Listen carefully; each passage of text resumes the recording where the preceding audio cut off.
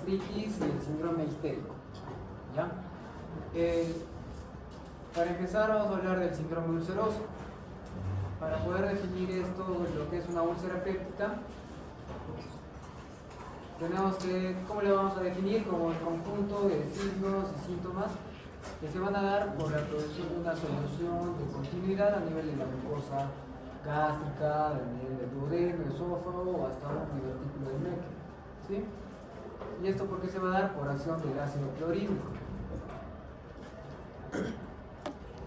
Para la fisiopatología de esa úlcera péptica, o para que se dé la úlcera péptica, tiene que haberse atravesado los mecanismos de defensa de esta mucosa gástrica. ¿Y cuáles son? La lámina epitelial, que en la misma lámina epitelial se va a producir el moco y la secreción del bicarbonato. ¿Sí? El flujo sanguíneo local también es un factor protector y la secreción de prostaglandinas. Entonces, generalmente cuando se atraviesan estos mecanismos de defensa es cuando se van a generar la úlcera péptica. Como vemos ahí en el gráfico, en la zona preepitelial donde se acumula, ¿no?, el moco y el bicarbonato. Como agentes etiológicos más frecuentes vamos a tener el Helicobacter pylori y los AINES, pero no van a ser los únicos, ¿no? Más adelante vamos a ver que hay otros que van a participar en la patogenia de esta enfermedad. Hablando del Helicobacter pylori, sabemos que es una gran negativa que se dice que puede estar infectado hasta el 50% de la población mundial. Y en países subdesarrollados pueden alcanzar hasta el 80 hasta el 90%, ¿sí? Pero de todos estos infectados, a veces nunca van a sufrir una ulceración y la mayoría permanece asintomática, ¿sí? Entonces, para hablar un poco del Helicobacter pylori, sabemos que esta bacteria se caracteriza por sus flagelos que le van a ayudar a movilizar a través de la mucosa gástrica, de que tiene la ureasa, ¿no?, que permite desdoblar la urea. Con el amoníaco tiene las adhesinas, ¿no?, las más conocidas, la BAP-A o la SAP-A, que justamente ayuda a la adherencia de esta bacteria a la mucosa gástrica, pero no son sus únicas toxinas, también tienen citotoxinas o exotoxinas como la BAC-A, ¿no?, que es una toxina de vaporización, y esto que favorece la virulencia de la bacteria, ¿no?, y nos lleva a una cronificación de la enfermedad y todas las consecuencias de que una infección crónica del Helicobacter pylori pueda provocar. Entonces, si hablamos de una infección aguda, ¿qué puede provocar inmediatamente? Elevación de la somatostatina, por ende la disminución de la gastrina y el ácido clorhídrico. Si se formara una pangastritis, se va a caracterizar por disminución del ácido clorhídrico, y si fuera una gastritis antral, que es la ubicación donde podría ser el Helicobacter, hay una disminución de la somatostatina, aumento de la gastrina y del ácido clorhídrico, ¿no? Entonces, ahí vemos en el esquema de que el Helicobacter apenas ingresa a la mucosa normal, puede darse la infección aguda, pero esta no tarda para cronificarse. Entonces, si se cronifica, si se trata de una gastritis antral, nos puede llevar a una úlcera duodenal. Si esta se trata de una pangastritis no atrófica o una gastritis atrófica, acá ya el escenario se complica, ¿no?, porque ya al haber cambios en la mucosa podríamos estar hablando de una úlcera gástrica o de un linfoma mal o de un cáncer gástrico, ¿no?, que ha atravesado a través de las diferentes fases del epitelio, ¿no?, de metaplasia, displasia, y se puede convertir en un carcinoma. Sí, puede ser un carcinoma difuso, un carcinoma intestinal, un adenocarcinoma, cualquiera. Entonces, los otros mecanismos era el agente etiológico de los AINES. ¿Y por qué se da? Generalmente por la disminución de las prostaglandinas, ¿no? Por eso, y porque puede alterar la capa epitelial, ¿no?, y por ende reducción de la capa de moco o del bicarbonato. Entonces, como vemos, ¿no?, la reducción de prostaglandinas también que nos puede generar el aumento de la secreción del ácido clorhídrico, la disminución de la secreción de la mucina, la disminución de la secreción del bicarbonato, la disminución de la secreción de los fosfolípidos y también la proliferación celular epitelial disminuida. Entonces, estos AINES tienen dos familias, ¿no? Los inhibidores COX-1 y los inhibidores COX-2. Generalmente los inhibidores COX-1 se caracterizan más en la reducción de las prostaglandinas y todos los eventos que ya hemos mencionado, ¿no? Y a veces hablan de que es preferible usar inhibidores selectivos de la COX-2 porque reducen el riesgo de la úlcera, pero ambos a nivel local pueden provocar edemas, citólisis, alteraciones de la fosforilación oxidativa o reducción del ATP. Esta reducción del ATP que nos va a llevar a que ambos retrasen la cicatrización, ¿no? Entonces evitan de que se recupere rápido el paciente de la regeneración después de una úlcera. Entonces hablamos que no van a ser los únicos agentes etiológicos, tanto del coarto como los años. Se habla que también puede haber factores genéticos, ¿no? Que puede haber parientes de primer grado o que el paciente tenga grupo sanguíneo, pero el papel de esos factores genéticos no se ha visto no está bien establecido, ¿no? La predisposición a las úlceras. El que sí está bien establecido es el estrés, ¿no? El estrés generalmente de 24 horas después de una cirugía mayor o de un paciente gran quemado o de un paciente con sepsis, hipotensión grave o insuficiencia respiratoria también grave, nos puede llevar a un cuadro de una úlcera por estrés.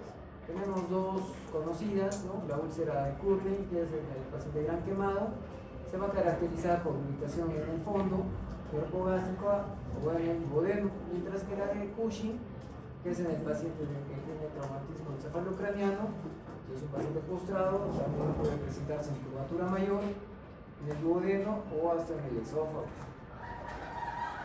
Así como los AINE, los corticoides son medicamentos de uso frecuente, son bastante conocidos, pero también pueden traer consecuencias como úlceras, ¿no? ¿Y por qué se va a dar? Por la disminución de las defensas de la mucosa gástrica, ¿no? Y sobre todo enlentece la regeneración de estas células epiteliales a nivel de las glándulas gástricas.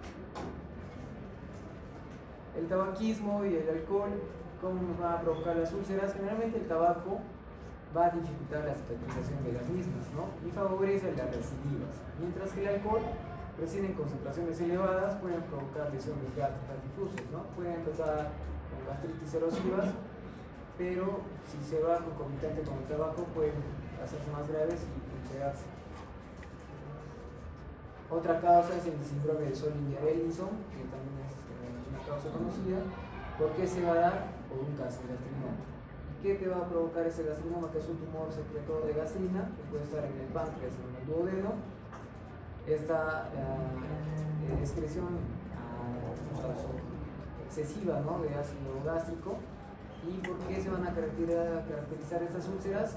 De que van a ser de localización no habitual, ¿no? De las 4 ubicaciones que mencionaba, seguramente no son habituales, resistentes al tratamiento, van a ser recidivantes, generalmente son de las que se complican más frecuente, o indagando en la historia clínica no vas a encontrar algún factor de riesgo. Entonces, ahí podría estar sospechando de un cuadro de un síndrome de Solinger-Ellison.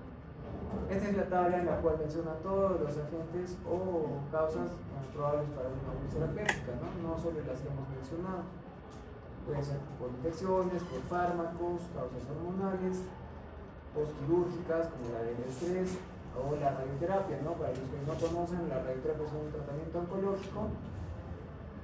Por ejemplo, se da en cáncer gástrico, tratas el cáncer gástrico, pero una complicación puede ser una úlcera gástrica, ¿no? Entonces, también eso es importante conocerlo. Enfermedades infiltrativas como el enfermedad de Crohn o la sarcoidosis también como causas mencionadas.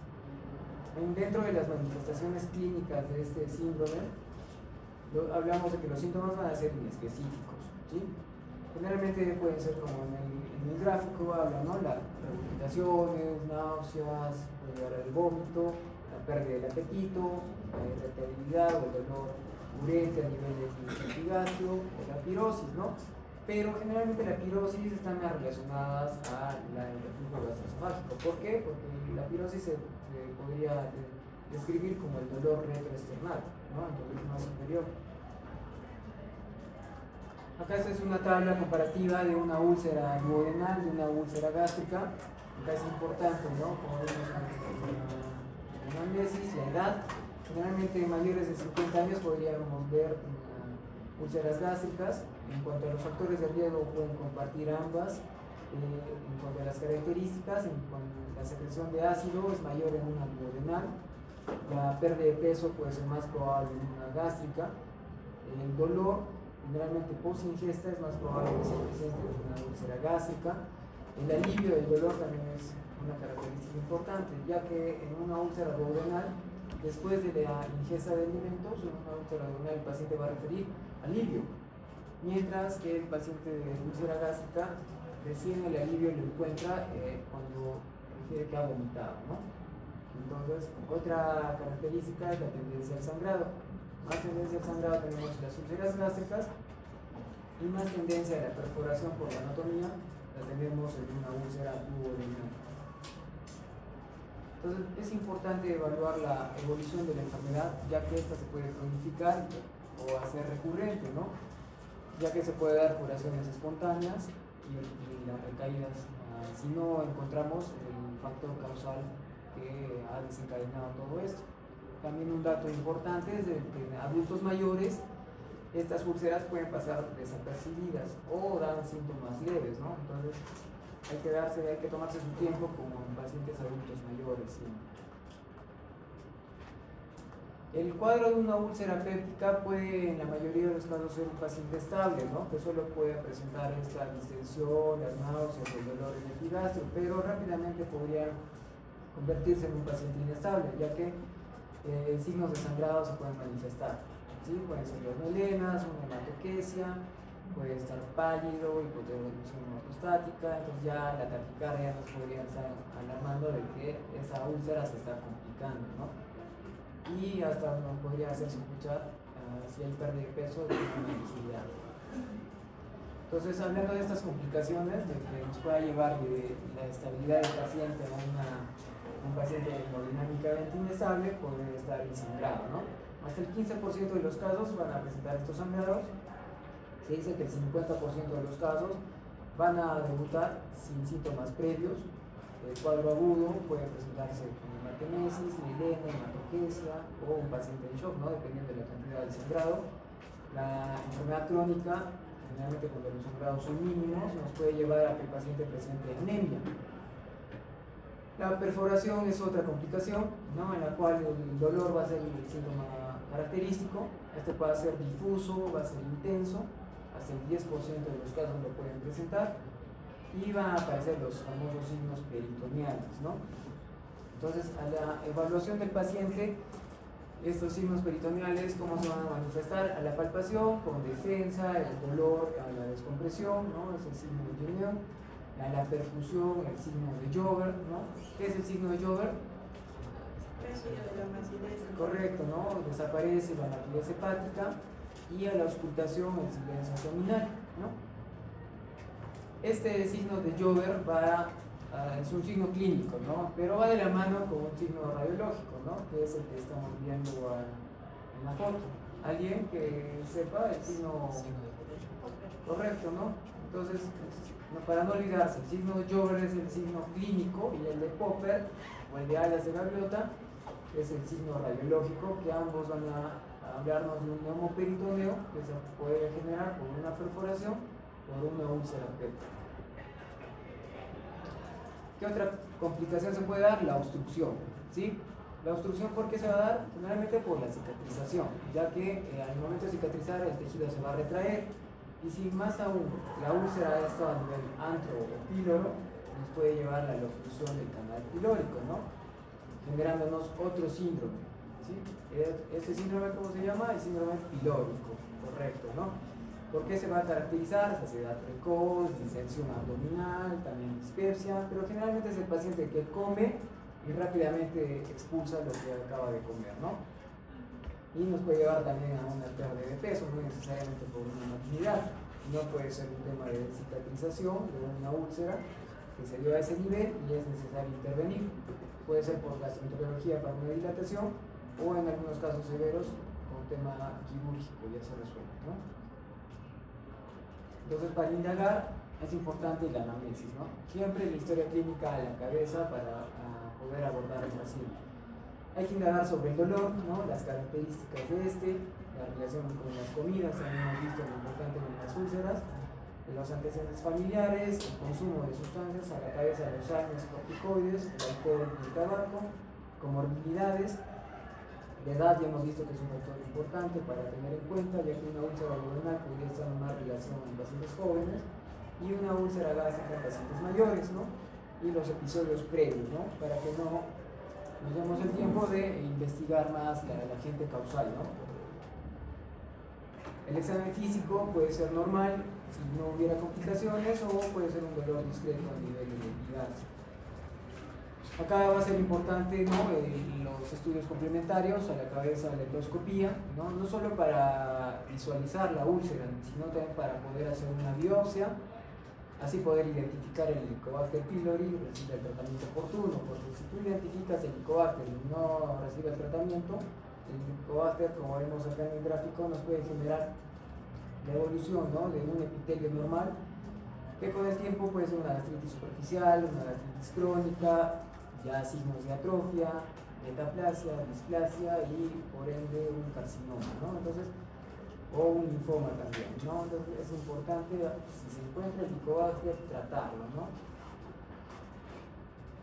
Y acá es donde entran pruebas de identificación del Helicobacter, no necesariamente todo es endoscopía, hay pruebas de la ureasa o el test de aliento, ¿no? Para ver a veces después de una endoscopía, recién tratamiento y ver si ya se logró erradicar el Helicobacter.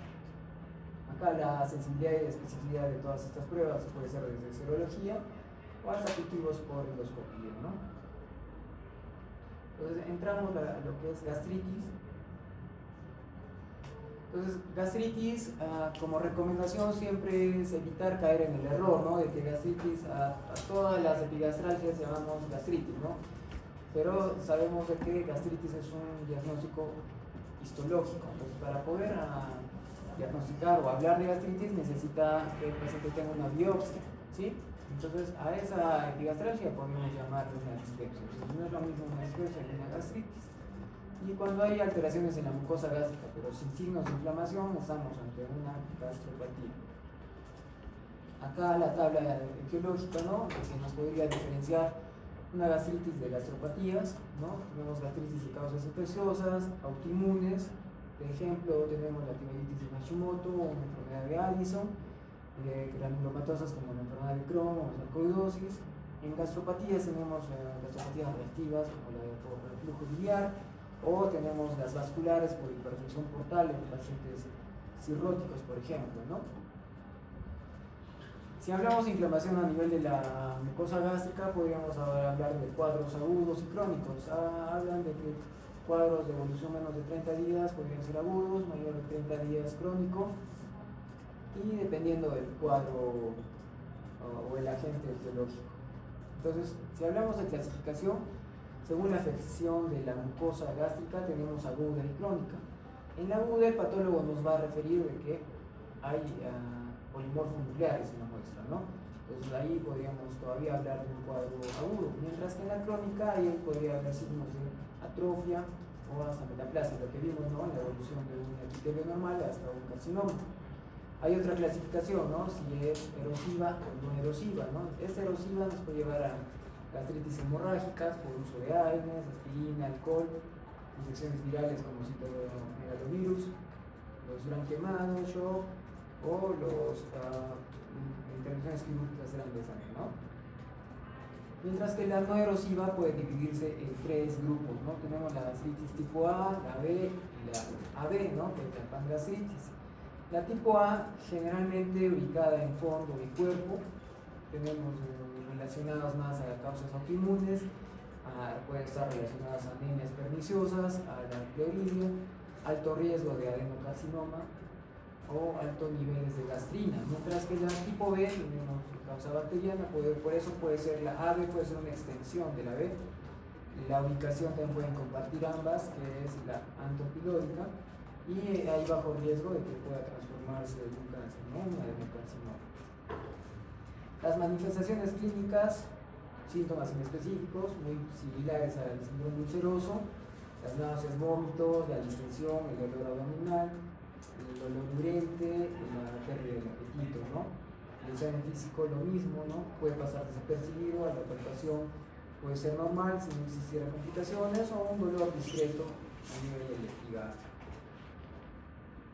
La endoscopía para poder realizar el diagnóstico de esta gastritis y obtener la muestra, pero también podríamos ayudarnos con algunos estudios de laboratorio, ¿no? Sabemos de que cuando hay alteraciones a nivel de la mucosa gástrica, la absorción de vitaminas como la B2 y B9 pueden verse alterados y por eso es de que se pueden acompañar de déficit de estas vitaminas o de algunas anemias. Entramos a lo que es el síndrome ictérico.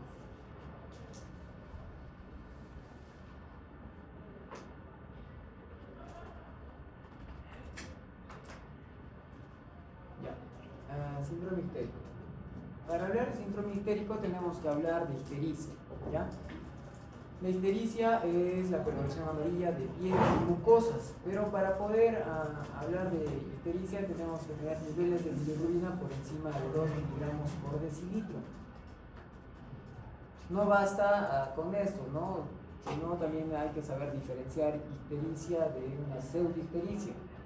La ictericia, como ya dije, ¿no? Altera tanto piel y mucosa, los niveles de bilirrubina se van a ver alterados, no va a estar en relación a una ingesta alta de alimentos como los carotenos y generalmente puede ir de la mano con alteraciones de pruebas de función hepática, mientras que la pseudoictericia solo colorea la piel, no te va a alterar los niveles de bilirrubina, sí puede estar en relación al consumo de alimentos tipo zanahoria, papaya como en el ejemplo, no hay alteraciones de pruebas de función hepática y puede estar en relación a otras enfermedades crónicas, ¿no? Como una insuficiencia renal crónica o diabéticos con dislipidemia o hipotiroideos, también pueden tener esa coloración. Para hablar un poco de ictericia hay que conocer nuestra anatomía, ya que las causas de ictericia tenemos las causas prehepáticas, hepáticas y poshepáticas. Tenemos que conocer muy bien lo que es el árbol biliar, sobre todo por las causas poshepáticas, ¿no? Las obstructivas. Y también saber, ¿no? Recordar, ¿no? que la bilirrubina, por la degradación del grupo hemo, a nivel de la cinta del retículo endotelial, le va a dar la formación, liberación, la captación, el almacenamiento, la conjugación a nivel del hepatocito, la excreción, se va al flujo biliar y la excreción, ¿no? Como estercobilinógeno, urobilinógeno. No sabemos de que casi el 80% de la bilirrubina se va a excretar por las heces, entonces es importante saber o recordarlo sobre todo. Entonces en la clasificación tenemos a predominio de la bilirrubina no conjugada o indirecta, ¿no? Que van a ser las causas prehepáticas, ¿no? Antes de llegar al hepatocito puede ser por producción excesiva. Entonces, ¿por qué se va a dar? Por hemólisis, por eritropoiesis ineficaces, absorciones de hematomas. De causas hepáticas tenemos lo que es la alteración de la captación. El típico ejemplo es el síndrome de Gilbert. En la disminución de la conjugación tenemos la ausencia o déficit facial de la enzima glucoronil-transferasa, ¿no? Que si es hereditaria estamos hablando del síndrome de Krieger-Najjar. Sabemos que existen el tipo 1, tipo 2, el tipo 1 que es el de la ausencia total, tipo 2 parcial, y por ende el tipo 1 va a tener los síntomas más severos, ¿no? Si fuera adquirida, fármacos, consumo de tóxicos, hepatopatías graves, inmadurez transitoria, como el ejemplo de la ictericia neonatal. Si fuera predominio la bilirrubina conjugada o directa, tenemos causas hepáticas, ¿no? Porque ya se dio en el hepatocito de la conjugación. Tenemos trastornos hereditarios a nivel de la excreción, que es el síndrome de Dubin-Johnson, el rotor, por lesión hepatocelular, que pueden ser por causas de hepatitis virales o alcohólicas, por fármacos o cirrosis, por colestasis intrahepáticas. Tenemos agudas, el fármaco, sepsis, embarazos, ¿no? Sabemos que el embarazo va a causar colestasis, es algo muy frecuente. Crónicas, tenemos las autoinmunes a la cabeza, sobre todo la cirrosis biliar primaria, la colangitis esclerosante, sarcoidosis, malignas como los linfomas, la colestasis recurrentes benignas también, y poshepáticas tenemos la colestasis extrahepática, ¿no? ¿Y por qué se podrían dar? Colecolitiasis, Estos colecoliquiasis pueden ser de un paciente después de una cirugía de colestectomía, que era un cálculo residual, se ubica en el colédoco y rápidamente después de la cirugía el paciente se torna histérico, ¿no? O puede ser por neoplasias, algunos ejemplos como el tumor de cabeza de páncreas, un colangiocarcinoma, ¿no? Que es el cáncer de vía biliar, o el famoso ampulón.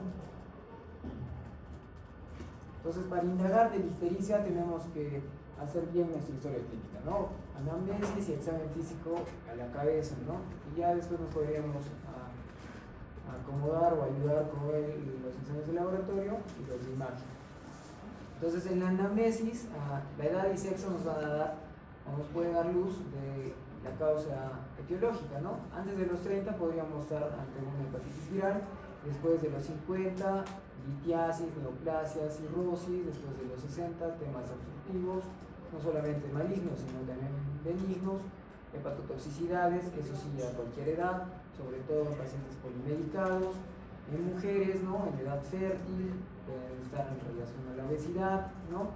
El hígado graso durante el embarazo, la colestasis recurrente también, ¿no? Hay pacientes que después de su embarazo siguen haciendo cuadros de colestasis, ¿no? Y pueden ictericias transitorias sobre todo, ¿no? Y en pacientes varones, la cirrosis alcohólica. Claro que el cuadro alcohólico está quedando relegado y haciéndose las autoinmunes más frecuentes, ¿no? Todavía en mujeres más frecuente, pero en general se está haciendo más insidioso el cuadro.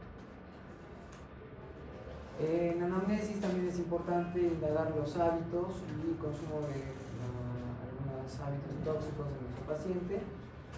Dentro de estos hábitos, la promiscuidad también, ¿no? El riesgo de infecciones como la hepatitis B, hepatitis C, ¿no? El tema de la drogadicción, que también, si el tipo de droga también nos puede predisponer a la infección de estas hepatitis, o también de hepatocrosis, cirrosis o hepatomas dependiendo del tipo de la droga, ¿no? Exposición a contactos, también hay riesgos laborales, hay tratamientos odontológicos, transfusiones que nos podrían también exponer a ictericias, ¿no? La ingesta de medicamentos hepatotóxicos, y también es importante relacionar la ictericia con otro síntoma, ¿no? Entonces, la anamnesis también nos va a dar la forma de comienzo, ¿no? Si es inicio brusco, podríamos estar ante una hepatitis viral, drogas o litiasis. Si es de inicio lento, podríamos estar ante un cáncer, ¿no? Generalmente de cabeza de páncreas, o un tema de cirrosis hepática, ¿no? Si está acompañado de fiebre, escalofríos, puede ser también hepatitis, o litiasis, o si hablamos de ictericia, fiebre y dolor, ¿qué triada es? Ya de Charcot, ¿no? Estamos ante un cuadro de infección o de una colangitis, ¿sí? El dolor abdominal también nos puede dar mayor información, ¿no? Si el dolor, ¿por qué duele? Porque la distensión de la cápsula de Gleason, ¿no? Puede ser por hepatitis virales, o si el dolor es tipo cólico, pues por el cólico biliar, por estos cálculos que quedan, o un dolor en patología pancreática, también que nos puede hacer dudar, o pueden acompañar tipo un ampuloma, ¿no? La ictericia más prurito, ¿no? Generalmente relacionada a las colestasis intra o extrahepáticas, muy común en la colestasis o estacional. Después la pérdida de peso va a estar más en relación a malignidades, puede ser como ejemplo el carcinoma de cabeza de páncreas o de colangiocarcinoma, o algunos otros antecedentes, ¿no? Que pueden ser el síndrome coledociano. El examen físico va a ser importante. A nivel general, las ictericias obstructivas, se dice que el paciente va a estar más amarillo que enfermo. Generalmente estos pacientes con cuadros obstructivos, las bilirruinas pueden alcanzar 30 miligramos por decilitro. Literalmente lo tocas al paciente y el tinte amarillo queda en el dedo, ¿no? Mientras que en los cuadros de ictericias hepatocelulares, el paciente sí se ve más enfermo que ictérico. ¿Por qué? Porque al ser hepatocelular, todas las funciones hepáticas se van a ver más alteradas, ¿no? La pérdida de peso, el consumo, la atrofia muscular, más en relación a las malignidades, un aspecto tóxico a enfermedades infecciosas, ¿no? El tono de la ictericia también nos puede dar alguna idea, ¿no? Si es flavínica, anemias hemolíticas; si es rubínica, lesiones hepatocelulares, o viardínicas si es tema de colestasis crónica, ¿no? A nivel de piel, el tema del prurito que le va a llevar al paciente a que tenga signos de sangre rascado o telangiectasias, eritema palmar, todos estos síntomas o signos propios de una cirrosis, ¿no? Como vemos acá en las fotos. El tema de la citis, ¿no? Lo que nos va a aumentar la red venosa colateral, ginecomastia también puede ser vista. En el examen físico también es importante indagar el sistema linfático, ¿no? Porque la combinación de ictericia con megalias puede tener infecciones virales como la mononucleosis o los linfomas, ¿no? Que son neoplasias hematológicas.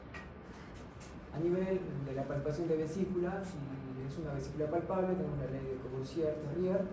Si tenemos hígado palpable, ¿no? Si ese hígado es grande y doloroso, puede ser una hepatitis viral. Si tenemos un hígado firme, borde filoso o el signo del témpano, tenemos un hígado cirrótico. Si es macronodular o pétreo, puede ser metastásico o un primario, ¿no? De hígado, que podría ser un hepatocarcinoma también. Si se palpa el vaso, estamos ante una esplenomegalia que puede estar relacionada a cuadros de hemólisis. El color de la orina y las heces es importante, ¿no? El síndrome coledociano.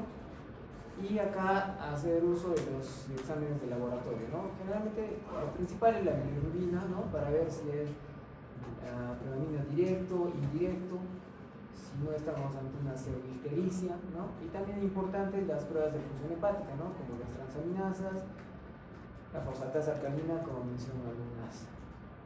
Entonces, el hemograma también nos puede dar alguna luz, ¿no?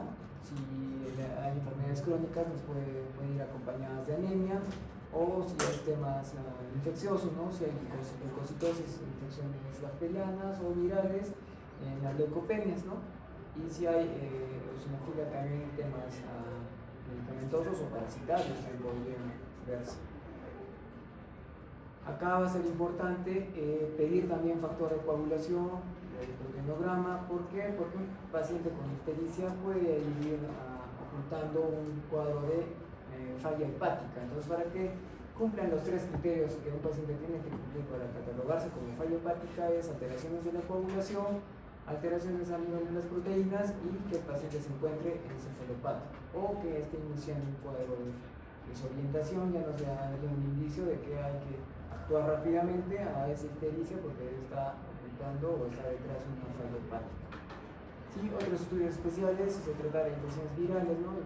Hemoglobina M, si se tratara de hepatitis, por ejemplo.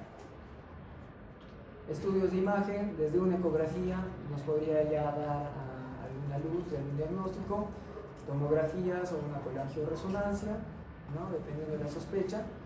Si habláramos de estudios invasivos, tenemos, ¿no? El ejemplo de un cálculo residual por post una colestectomía, tenemos el CEPE, la biopsia hepática, que no solo va a ser para malignidades, sino también para enfermedades autoinmunes, tenemos que corroborarlo con esta biopsia, y el cuadro o un estudio endoscópico nos podría ayudar de temas obstructivos, ¿no? Extrínsecos de vía biliar.